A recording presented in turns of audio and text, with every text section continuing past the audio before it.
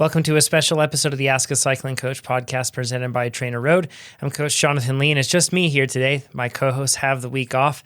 And don't worry, it won't just be me here solo answering your questions for 2 hours. Instead, just going to take a bit of your time and invite you to this opportunity to reflect on your season. So we're now nearing, for those in the northern hemisphere, toward the time of year where usually the goals of the season, if they're event focused, are either very near or have already passed.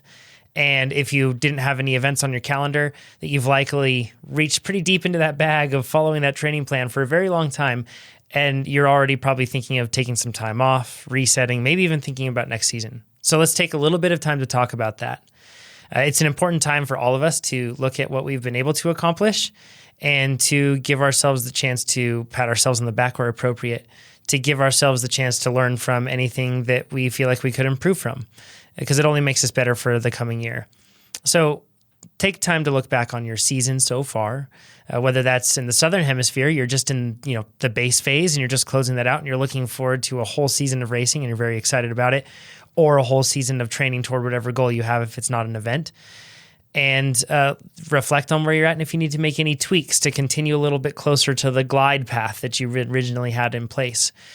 But let's talk about how to do that. So firstly, think about what has contributed to the outcomes that you care about. Once again, if it's a race result, if it's not a race result, whatever the goal might be, what has contributed to that? What's in your control? And when you think about that, take a look back at the execution across all of your training. If you had an event, also objectively consider the inputs that you had on race day. And then think of the things that are out of your control, like what factors that you did not account for that did end up having a material effect on your performance, whether that's in the day-to-day workouts that you were doing, whether that was in achieving an end goal, whatever it might be. And then think about what are you going to do next season, or for those in the Southern Hemisphere, what are you going to do now to make sure that the season stays on track, to make sure that you maintain an upward trajectory year over year, that you get better, because that's what we're all about, right? Getting faster. One thing I like to do is to write down every potential excuse I could have at whatever goal event I have or in achieving whatever goal I have. Write them all down. And don't spare any. Like, think of even the most ridiculous excuses, the ones that seem extremely rare and strange, the ones that seem really common, and the ones that actually cause you to get a little bit uncomfortable because maybe it's something that you regularly struggle with.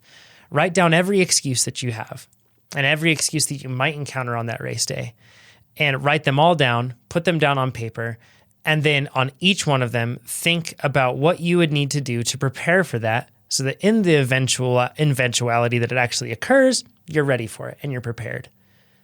And if you do that, you'll find yourself in a situation where all the hard work that you're doing, if it is an event, it's not for naught because you're prepared for something like that. So all the hard work can actually be manifest and put to work. If you're not preparing for an event, it's the very thing that will keep you on track and continuing where you want to go. It's how you prepare for those things. And it's how on race day you can truly say the thing of no excuses, or when you get to the end of wherever your goal is, you can truly say, I did it and I made it that far. Another thing when you're looking at the next year is set high goals and set ones that definitely make you a little bit nervous, but don't box yourself in on making them too specific yet. We have time to narrow that down. If you're going into the off season right now and you have time that you are looking to spend in one way or another, you'll also have time to be able to refine your goals and to get very specific about them. But right now, don't be afraid to set your sets high or your sights high.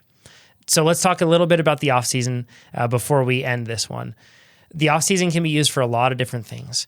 If you are looking at and I do recommend that athletes take whatever they need for the off season. And you should ask yourself, what do I need from time off? Do I need a lot of time off or do I not?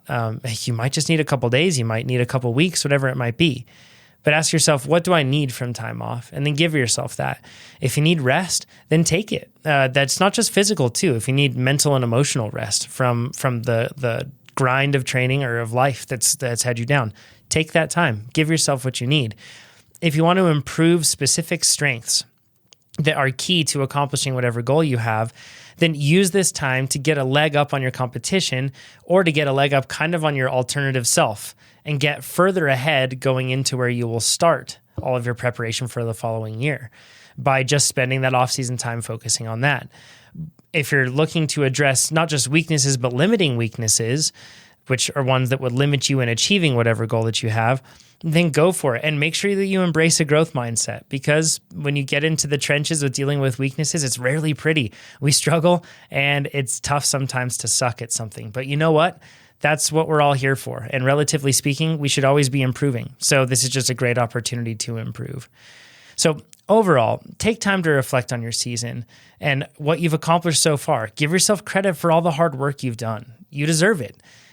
And look forward and be optimistic about what you can achieve moving forward, particularly when you have this off-season opportunity that's sitting in front of you and then a whole year of opportunity thereafter. So I hope you enjoyed this late season check-in. And if any of these thoughts resonated with you and you're watching this on YouTube, share down some other thoughts that you have in doing mid-season check-ins on what's important to you, how you measure your success, and how you make plans and goals for the next year. Let us know what sort of model you use or what sort of things you find helpful. And if you're listening to this on the podcast, you can check out that YouTube link, or you can go onto our YouTube or onto our TrainerRoad forum, and you can share what you learned there. We'll have a whole post that's all about off-season, or I should say mid-season evaluations and off-season prep. So we appreciate you so much here as listeners of the podcast, all of you around the world. You're fantastic, and you keep us motivated on finding ways to make you faster at all times. So thanks for sending in your questions. Thanks for going to TrainerRoad.com and for training with us and trusting us with your training. And thanks for sharing it with your friends as well. We're looking forward to talking to you soon. Take care.